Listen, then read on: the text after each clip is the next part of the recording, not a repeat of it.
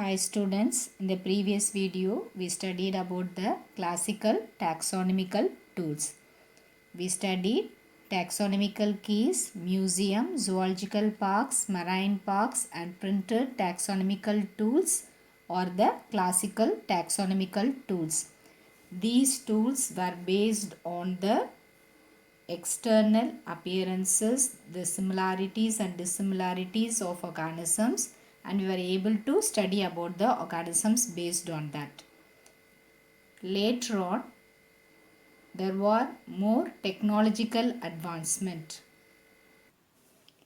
We were able to study about the organisms at their molecular level, that is about the chromosomes, the DNA and the RNA that are present in it. So we were able to go into the details.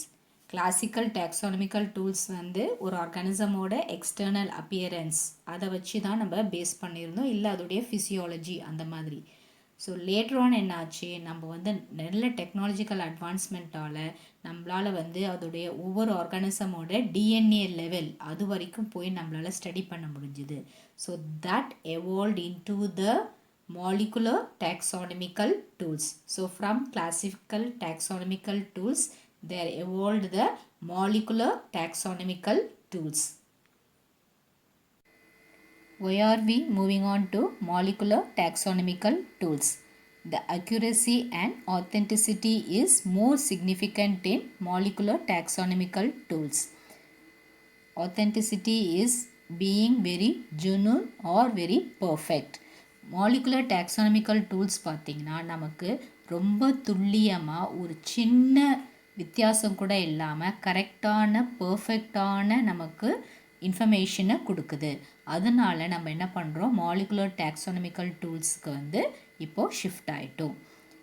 Now we are going to learn the different molecular techniques and approaches used in this. First one is DNA barcoding. In these products you can see the code like this. So in this product you can see this one, and in this product you can see this. So this is the barcode. So this barcode is given for this product, and this is the barcode given for this product. So if they scan this barcode, they can identify the product. So in the label மட்டும் இல்லாமல் இந்த பார்கோடை மட்டும் scan பண்ணாங்கன்னா இது என்ன product அப்படின்றது வந்து கரெக்டாக அவங்களுக்கு தெரிஞ்சிடும். So like this in this product also if they scan only this barcode, they will identify that this is the product, like that. So we saw the different barcodes of the two products. Likewise, they will be preparing the barcode using the DNA. ஒவ்வொரு ஆர்கானிசமோட டிஎன்ஏலேருந்து ஒரு short marker, அதுலேருந்து ஒரு genetic மார்க்கரை வந்து identify பண்ணி அதை வச்சு என்ன பண்ணுவாங்க, ஒரு டிஎன்ஏ பார்கோட் ப்ரிப்பேர் பண்ணுவாங்க. அந்த டிஎன்ஏ பார்கோடை பார்த்து நம்ம என்ன பண்ணலாம், ஈஸியாக வந்து இந்த ஆர்கானிசம் இந்த பர்டிகுலர் ஸ்பீஷீஸோடது அப்படின்றத வந்து ஐடென்டிஃபை பண்ணிக்கலாம். எப்படி அந்த ப்ராடக்ட்ஸ்க்காக ஒரு ஒவ்வொரு டிஃப்ரெண்ட் ப்ராடக்ட்டுக்கு டிஃப்ரெண்ட் பார்கோடு இருக்கோ, அதே மாதிரி என்ன பண்ணும், ஒவ்வொரு ஆர்கானிசமோட டிஎன்ஏவிலையும் ஸ்லைட் வேரியேஷன்ஸ் இருக்கும். அதை வச்சு நம்ம என்ன பண்ணுவோம், ஒரு பார்கோட் ப்ரிப்பேர் பண்ணுவோம். அந்த பார்கோடை பார்த்து நம்ம என்ன பண்ணலாம், இந்த ஆர்கானிசம் எந்த ஸ்பீஷீஸோடது அப்படின்றத வந்து நம்ம வந்து கரெக்டாக வந்து ஐடென்டிஃபை பண்ணிக்கலாம்.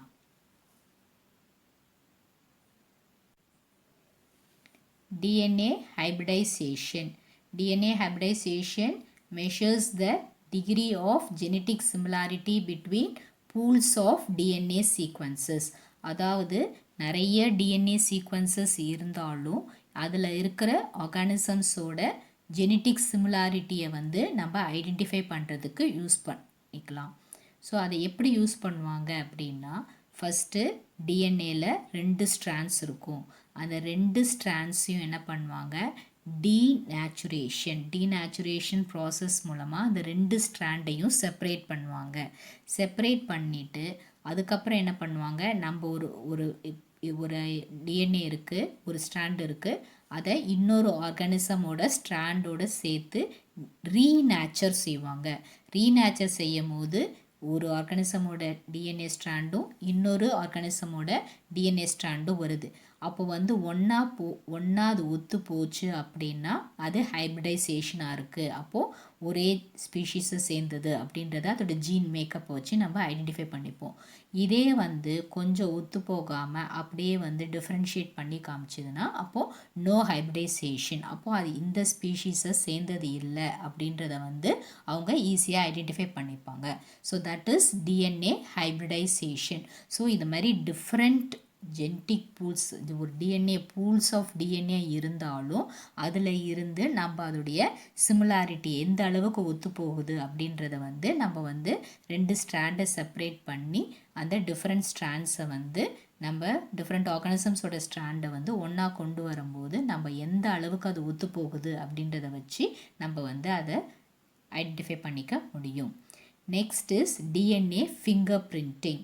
So DNA finger printing it is used in forensic science.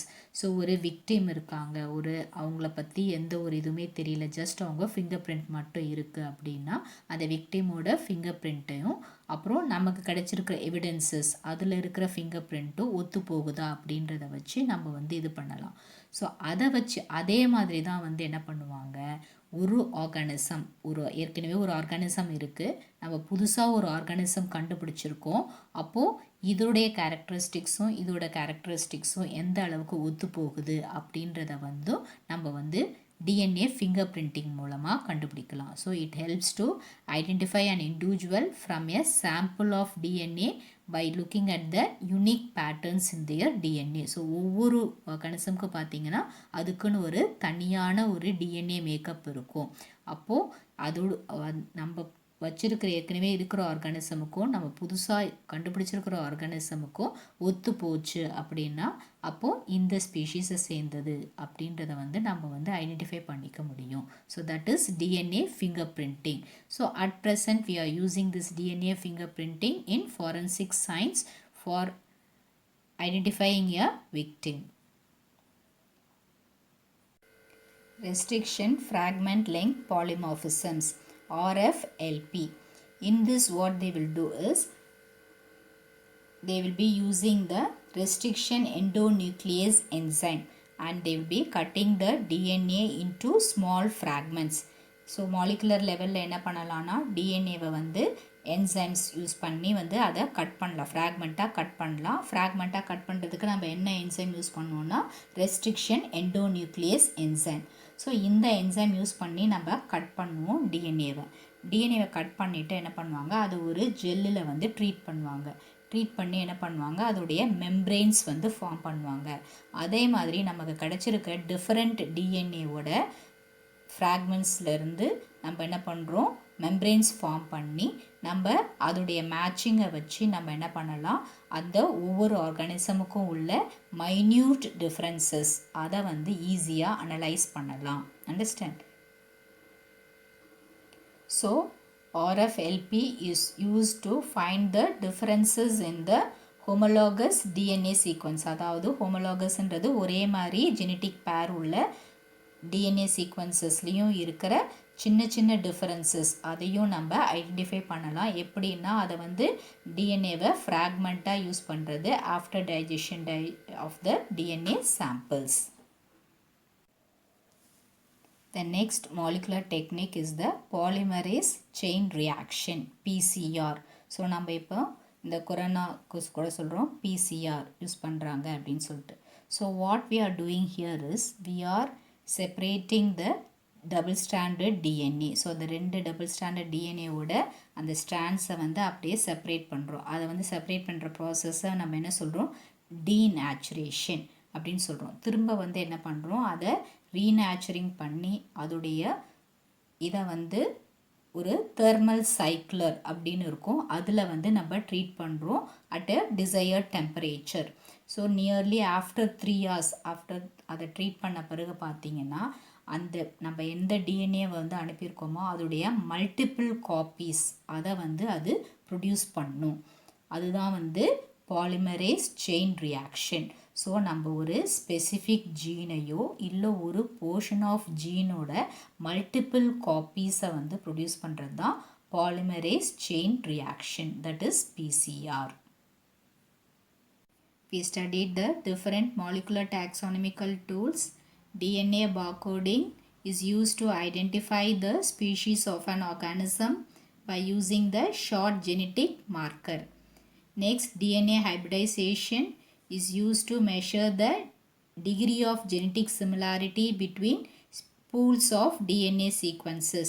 For example, we can study how much monkeys they coincide with the apes. So பார்த்தீங்கன்னா மங்கீஸ்க்கும் ஏப்ஸுக்கும் 90% ஜீன் வந்து ஒத்து போகுது அப்படின்றது வந்து டிஎன்ஏ ஹைப்ரிடைசேஷன் மூலமாக தான் கண்டுபிடிச்சிருக்காங்க.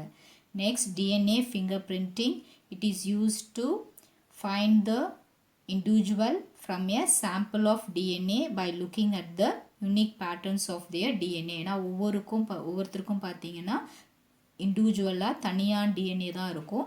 ஸோ அதை வச்சு நம்ம வந்து ஒரு ஆர்கானிசமை ஐடென்டிஃபை பண்ண முடியும். Next is restriction fragment length polymorphisms. It is used to identify the difference between the homologous DNA sequences. Next is polymerase chain reaction, which is used to amplify a specific gene or a portion of a gene. So this may be asked as a 5-mark question. You have to learn this completely. You can give subtitles as I have given and learn this question answer. Write home test on this and post your answers. Do your work sincerely. Stay home. Stay safe. Thank you, children.